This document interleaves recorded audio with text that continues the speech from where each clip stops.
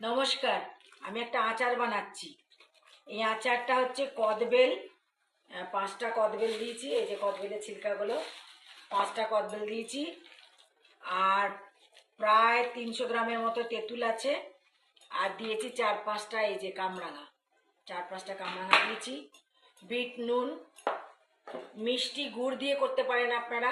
আমি খান্ড দিয়েছি, আপনারা সবাই জানেন আমার মিষ্টি কোনো কিছুতে আমি খান্ড ব্যবহার করি। খান্ড দিয়েছি, কাঁচা লঙ্কা দিয়েছি, আর দিয়েছি আমের আচার। আমার ঘরে করা ছিল, সেই আমের আচার দিয়েছি। দারুণ টেস্ট হয়েছে। এবার এটাকে আমি রোদে রোজ মজাবো, মানে রোজ রোদে দিয়ে রাখবো। বেশ 1 সপ্তাহ ধরে এটা ভালো করে মজে যাবে, তাহলে আরও ভালো লাগবে। এটার সাথে যদি একটু শুকনো কুল দেওয়া যেত তাহলে আরও ভালো হতো। যাই হোক, আমি তো কুল পাইনি। দারুণ হয়েছে খেতে। আমার হাজব্যান্ডকে আমি খাওয়ালাম, আমারই জিভ দিয়ে জল বেরিয়ে আসছে। আমার হাজব্যান্ডকে আমি খাওয়ালাম, বললো খুব সুন্দর হয়েছে, খুব দারুণ টেস্ট হয়েছে। তাহলে আপনারা এরকম করে খাবেন। কি কি দিয়েছি? কদবেল, তেঁতুল, আমের আচার যদি আপনাদের থাকে তো আমের আচার দেবেন। আর হ্যাঁ, আর একটা মশলা, আমার 5 মিশালি যে আচারের মশলা করি, জিরে, ধনে, কালো জিরে দিইনি, জিরে, ধনে, মৌরি, মেথি, এটা ভেজে পিষে সেই মশলাটা আমার কড়াই থাকে সবসময় 1 কৌটো।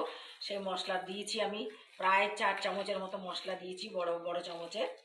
আর দিয়েছি আমের আচার ছিল আমার আমের আচার একটুখানি পড়েছিল, সেই আমের আচারের পুরো তেল মশলা দিয়ে দিয়েছি। তো দেখুন, এটা হাতেই মাখতে হবে। আপনারা বলবেন না যে হাতে কেন মাখছে, হাতেই মাখতে হবে এগুলো। আর দারুণ হয়েছে খেতে।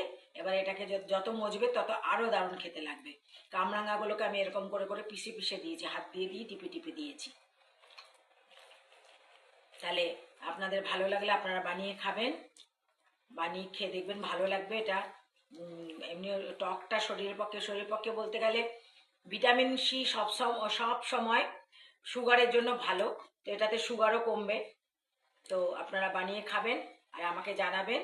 আমার চ্যানেল লাইক, শেয়ার, সাবস্ক্রাইব করবেন। আসি তাহলে, নমস্কার।